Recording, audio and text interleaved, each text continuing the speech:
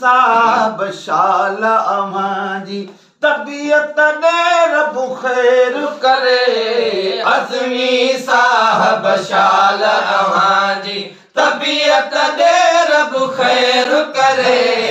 अज़मी साहब शाल अव्हांजी तबियत दे रब खैर करे।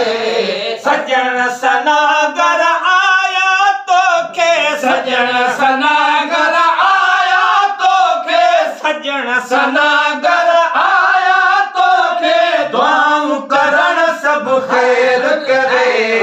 अज़मी साहब शाल अव्हांजी तबियत दे रब खैर करे। अज़मी साहब शाल अव्हांजी तबियत दे रब खैर करे। अज़मी साहब शाल अव्हांजी हिकिड़े ॾींहुं तबाहूं लोॾे हलंदे असां सां हेॾे होॾे। हिकिड़े ॾींहुं तबाहूं लोॾे हलंदे असां सां हेॾे होॾे।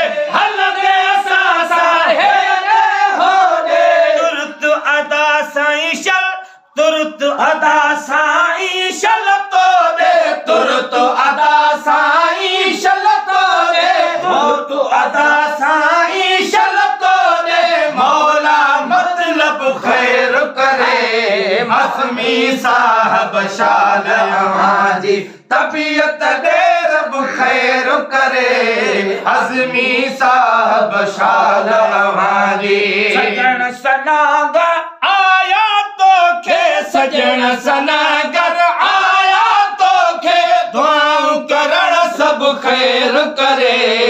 अज़मी साहब शाल अव्हांजी तबियत दे रब खैर करे।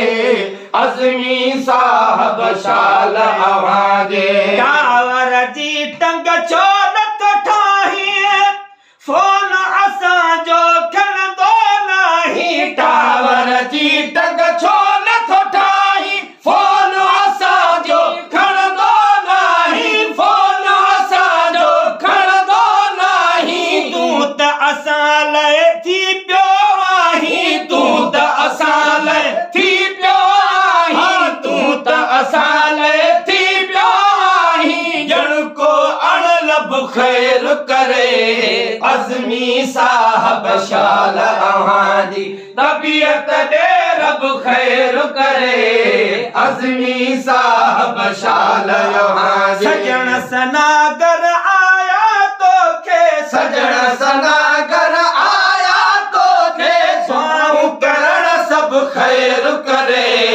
दुआऊं करण सब खैर करे। अज़मी साहब शाल अव्हांजी तबियत दे रब खैर करे। अज़मी साहब शाल अव्हांजी आई आ तंज़ीम अव्हांजी तबापोसी करण तांजी। आई आ तंज़ीम अव्हांजी तबापोसी करण अव्हांजी तबापोसी करण अव्हांजी। हाजी मखणो चए त असांजी हाजी मखणो चए त असांजी। हाजी हर शब खैर करे। हाथी हर शब खैर करे। अज़मी साहब शाल अव्हांजी तबियत दे रब खैर करे। अज़मी साहब शाल अव्हांजी तबियत